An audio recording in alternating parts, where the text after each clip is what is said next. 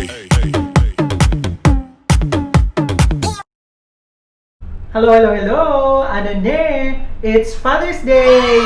Yes, guys, today is Father's Day. So before anything else, we'd like to greet all our fathers, all our tatay, our grandpa, our ninongs. Happy Father's Day! For today's episode, it's a special episode because I'm going to be sharing to you guys the recipe that my dad gave me on how to cook tuna bread pie. But we're going to do a little twist in the recipe. Half of it we're going to deep fry, while the other half we're going to bake it. Okay? So if you're interested, keep on watching! Okay guys, the first thing we need to do is to prepare our tuna mixture. So, what do we need? Siyempre, kailangan natin ng tuna. Okay? So, as you can see, this is corn tuna. Ito yung parang shredded type na tuna. But you can buy or you can use whichever tuna you want. And we have vegetables. So what we have here is a mixed veggies. So you can buy this in grocery stores. For this recipe, actually you only required to have carrots. But since the mixed veggies has these three elements, the carrots, the green peas, and the corn, so it's an extra veggies for us to have. And now we put in some olive oil. Konti lang kasi yung tuna na naman na to has oil inside na, so we'll just put some bit of oil. Okay, we're gonna heat our pan. We're just gonna do a light cooking. Okay guys, we also need to prepare like a bit of pepper and some salt just to taste. Okay?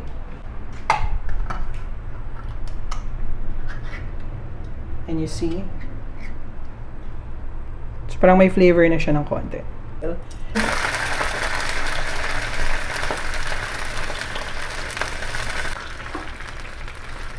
Ayan. We're gonna put more. So guys, it's better that you buy the tuna flakes, yung walang flavor talaga, para you can manipulate the flavor of the tuna. Because later on, we're putting the veggies, we'll be putting mayonnaise on this one, and then top it with cheese later when we bake or when we deep fry it.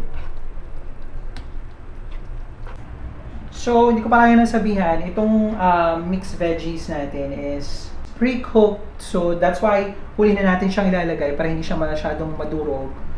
We're gonna put our mixed veggies.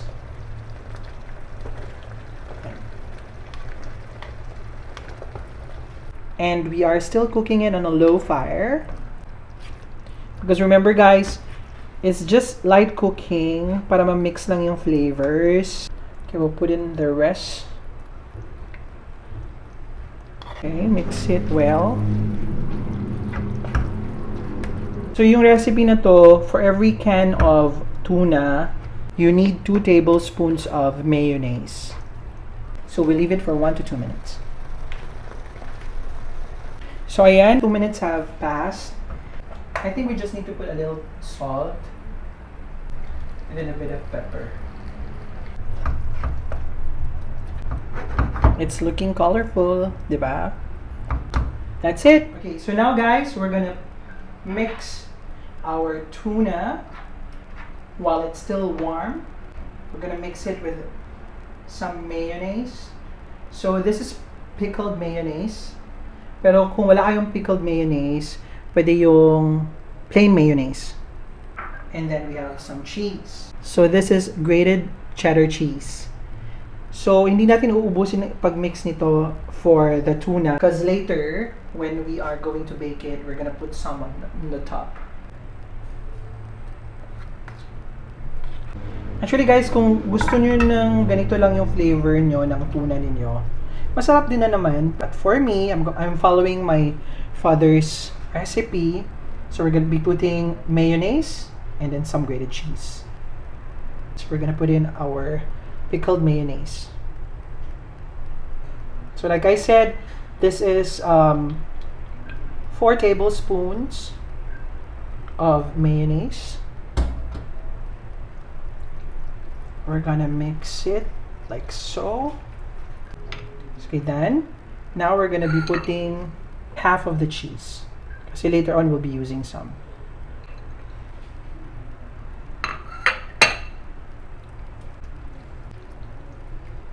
Okay, we'll add more. Bake tuna pie. Okay. Okay, I think we're done. We're done with our first half of the recipe. So let's proceed to our bread crust. Okay, so lumipat tayo sa table. Okay, what we need are sliced breads. Okay. We need egg wash. Yan. So egg wash po is water and egg. Of course, we have our tuna mix. We have our cheese. We have a little bit of olive oil. And then we have our cupcake na hulmahan. Okay, so lagyan natin yan ng olive oil later para hindi siya dumikit. But anyways, before we go to that, we also have scissors. And then we have this cup, which we're gonna be using as our rolling pin. Sometimes we need to improvise, guys. Okay? What we need to do is get a sliced bread. We will cut the sides because we're gonna be using it later as our cover.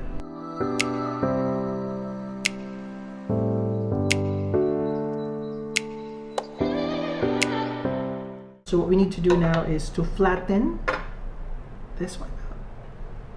And this is gonna be our rolling pin. We're gonna be using it as a rolling pin. But first of all, guys, and most importantly, kailangan naghugas na kayo ng kamay.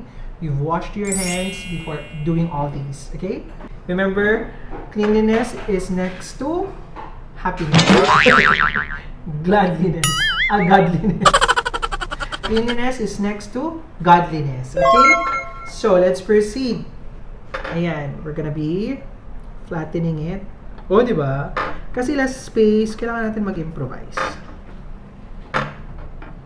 Ayan. So, once you flatten it, ganyan na po yung maging itsura niya. Ayan.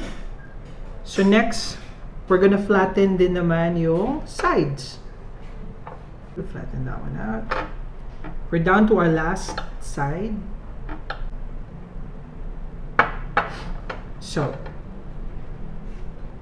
for this first half, we're going to be using all these, okay? So what we need to do is put some olive oil on the pan, and then we're going to put this inside, like so. Ayan. Okay. Now we're gonna put in our tuna mix. So put in as much as you want. I'm gonna put in like that. And we're gonna put in like that. Okay. And then we're gonna put in some grated cheddar cheese on top. Okay, so going back to this, so these will be used as our cover on top, like so.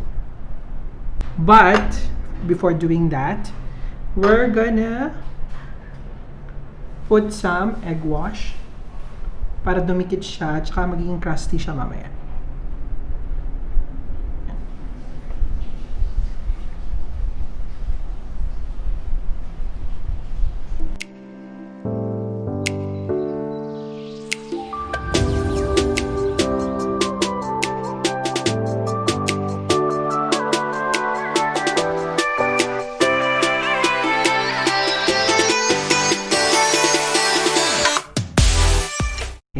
And then we're also gonna put on top, para kasi yung egg wash kasi, this one is will make it crusty and shiny.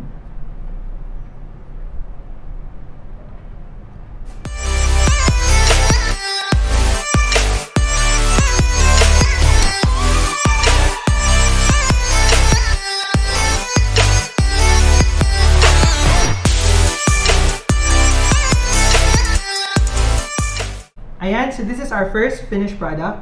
Gagawa pa tayo ng 6. Once we're done, we're gonna bake it at 150 degrees Celsius for 20 minutes. For the second half of the pie, which is what we're gonna deep fry, this is what we're gonna do. First, get a bread, sliced bread. We don't need to cut the sides. We just need to flatten it out. Okay, so once it's flattened, like that, we're gonna actually put the tuna mix here, and then we're gonna fold it like so. But before folding it, we're gonna put egg wash around so that it will stick, para didikit siya.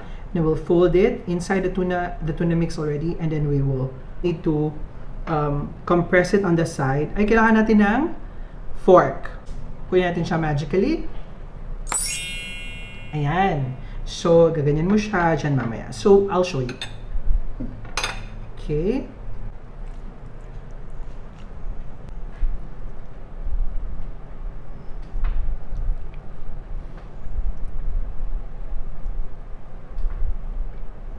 Lagyan natin na siya ng cheese on top.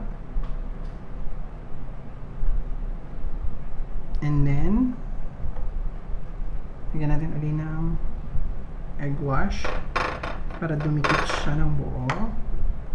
We're gonna fold it in. Okay?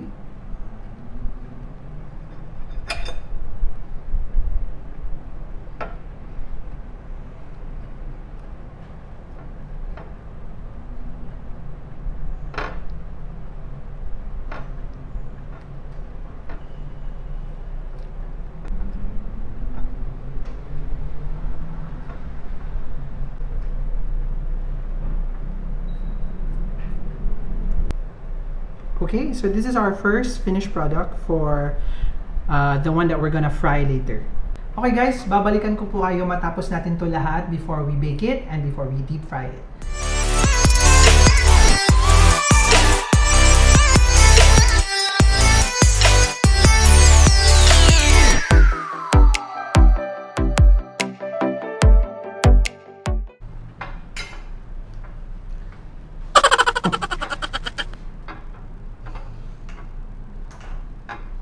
I wash my hands.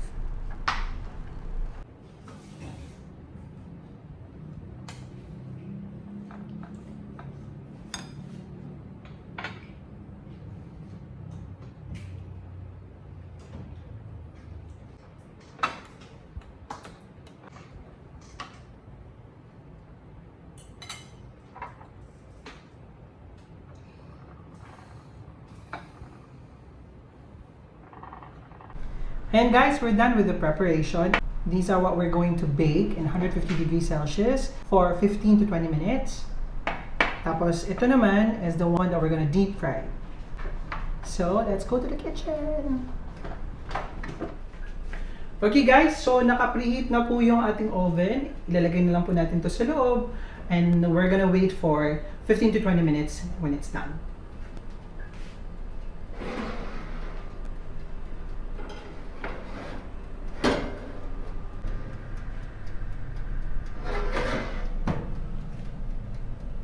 Okay guys, for this set, we are going to deep fry it. So we have now our breadcrumbs. So we'll roll it in the breadcrumbs and put it in the oil for deep fry. Okay? Roll it that way, like so. Okay, and then we put it here. And so guys, kung kailangan nyo pang lagyan ng egg wash para dumikit yung yung breadcrumbs, we do so. Tapos we'll deep fry it. Okay.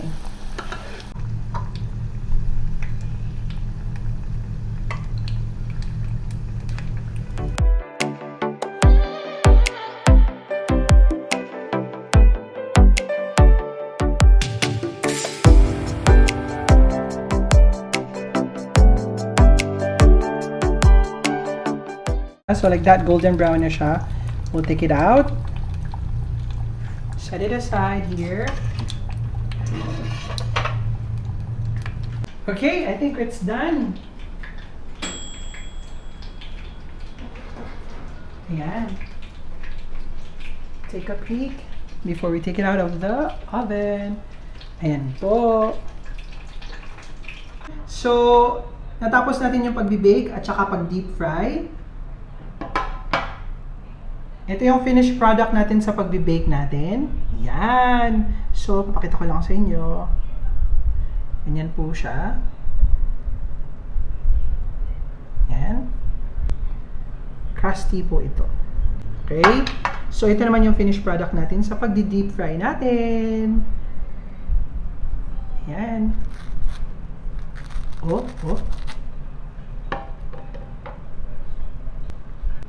Ayan guys, we're ready to eat. I'm gonna give it to my housemates and I'm gonna give it to my director and cameraman Mark for them to taste it. So once again, Happy Father's Day. Thank you Papa Roy for this recipe. Happy Father's Day to all the fathers and to all those who let us feel the love of a father. And Happy Father's Day to Papa Cardo in heaven. Thank you guys for watching. If you like this video, don't forget to share, subscribe to my YouTube channel, and click that bell icon so you'll be notified of my future video uploads. Thank you once again for watching. Ariba lang!